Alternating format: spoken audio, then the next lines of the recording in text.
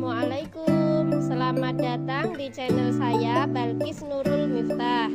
Sebelum videonya dimulai, jangan lupa untuk klik tombol subscribe dan lonceng notifikasinya ya. Terima kasih. Assalamualaikum warahmatullahi wabarakatuh.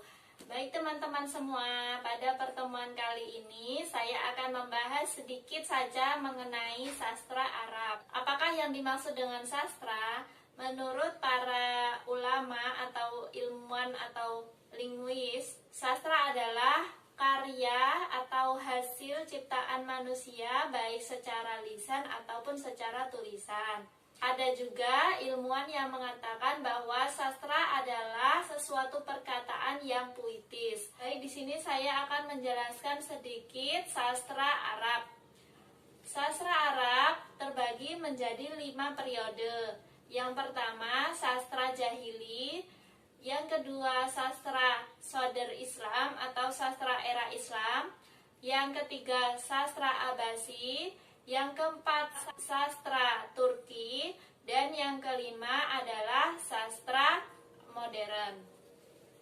Saya jabarkan satu-satu. Sastra jahili adalah sastra yang dihasilkan sebelum periode kenabian Rasulullah SAW, yaitu sekitar 150 tahun sebelum kenabian Rasulullah. Kemudian yang kedua adalah sastra era Islam. Sastra era Islam ini menurut penjelasan dari para ilmuwan adalah sastra-sastra yang dihasilkan ketika Nabi Muhammad SAW diutus menjadi Rasul sampai pemerintahan Umayyah. Termasuk di dalamnya adalah pemerintahan Khulafaur Rasyidin. Ketiga, ada sastra Abbasi. Sastra Abbasi ini adalah sastra-sastra yang dihasilkan ketika dinasti Abbasiyah berkuasa. Yang keempat ada sastra Turki Utsmani. Turki Utsmani ini setelah periode Abbasi runtuh. Kemudian yang terakhir ada sastra modern. Sastra modern ini ditandai dengan munculnya berbagai percetakan atau berbagai tulisan yang dicetak melalui kertas. Adapun tingkat sastrawan kita bisa menggolongkan ke dalam 4. Yang pertama ada sastrawan jahili, ada sastrawan muhadramain, dan sastrawan islamiyun, dan yang terakhir sastrawan mualladun. Adapun sastrawan jahiliyun adalah sastrawan yang hidup di masa jahili. Kemudian sastrawan muhadramain hidup di 2 masa, yaitu era jahili dan era Islam. Sedangkan sastra islamiyun adalah sastrawan yang hidup di zaman Nabi ataupun zaman Khulafaur Rasyidin. Sedangkan sastrawan mualladun adalah mereka yang hidup setelah pemerintahan Umayyah, yaitu pemerintahan Abbasiyah sampai seterusnya. Mereka adalah sastrawan yang hidup ketika agama Islam telah menyebar ke segala penjuru, sehingga bahasa Arab mereka sudah tercampur oleh bahasa-bahasa yang lain, sehingga terjadi banyak kekeliruan di dalam bahasa Arab. Akan tetapi sastrawan mualladun ini berusaha untuk memurnikan bahasa Arab yang lebih asli lagi.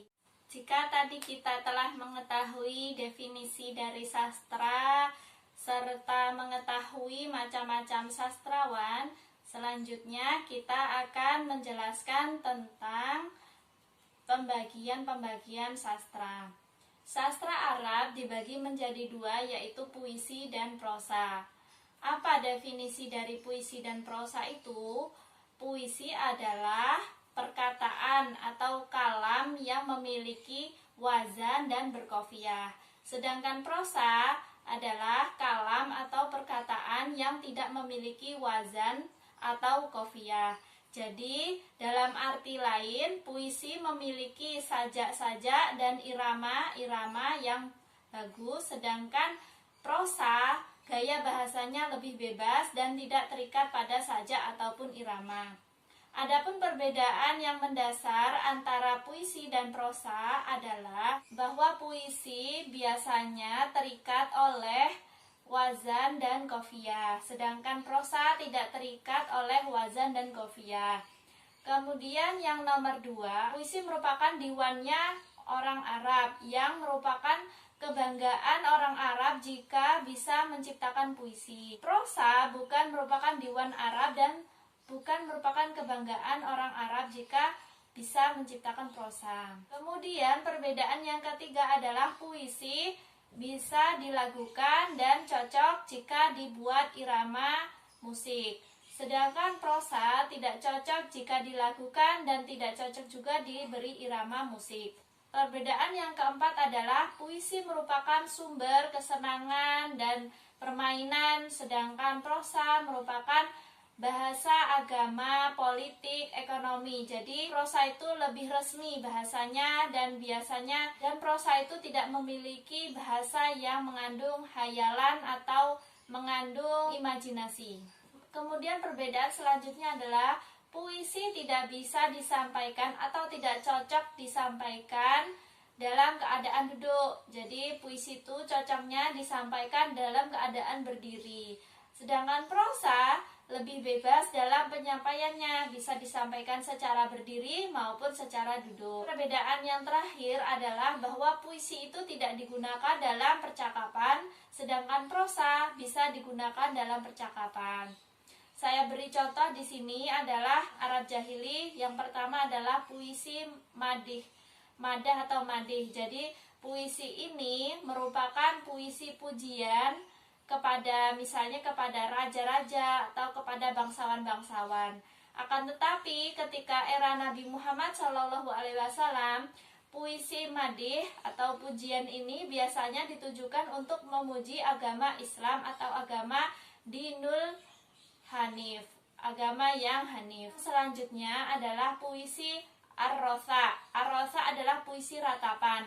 Jika di zaman jahiliyah, puisi ratapan biasanya ditujukan untuk orang-orang yang telah meninggal, baik itu kekasihnya ataupun sahabatnya ataupun bangsawan-bangsawan yang telah meninggal.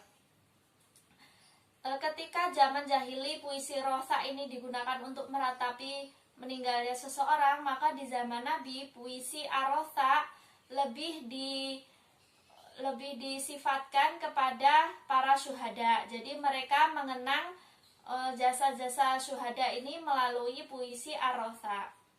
Selanjutnya adalah puisi ghazal. Puisi ghazal adalah puisi yang menyatakan untuk puisi cinta, yang biasanya menjelaskan tentang kecantikan wanita atau kecantikan kekasihnya. Namun setelah Islam datang, puisi ini lebih menceritakan tentang ajaran-ajaran agama Islam dan menjelaskan keindahan-keindahan agama Islam. Selanjutnya adalah puisi hija. Puisi hija adalah puisi hinaan atau cacian, puisi yang berisi hinaan atau cacian. Di zaman jahiliyah mereka sering memberikan puisi hija atau puisi cacian ke kabilah-kabilah yang tidak mereka sukai. Tetapi ketika di zaman Islam memberikan puisi hija tetapi tidak mencaci maki seperti yang dilakukan oleh orang-orang Arab terdahulu. Memberikan peringatan kepada kaum musyrikin atau kaum-kaum orang-orang yang menentang Islam dengan puisi hija ini, tetapi tetap dalam rambu-rambu keislaman. Selanjutnya adalah prosa. Contoh dari prosa di dalam sastra Arab misalnya yaitu khutbah atau hitobah, pidato. Kemudian ada kisah atau cerita. Kemudian ada amsal atau masal. Masal itu adalah peribahasa atau kata-kata bijak yang diucapkan oleh Arab terhadap saudaranya atau temannya. Kemudian yang terakhir adalah kata-kata hikmah. Demikian tadi penjelasan mengenai sastra Arab dari saya. Jika ada kekurangan saya mohon maaf. Assalamualaikum warahmatullahi wabarakatuh.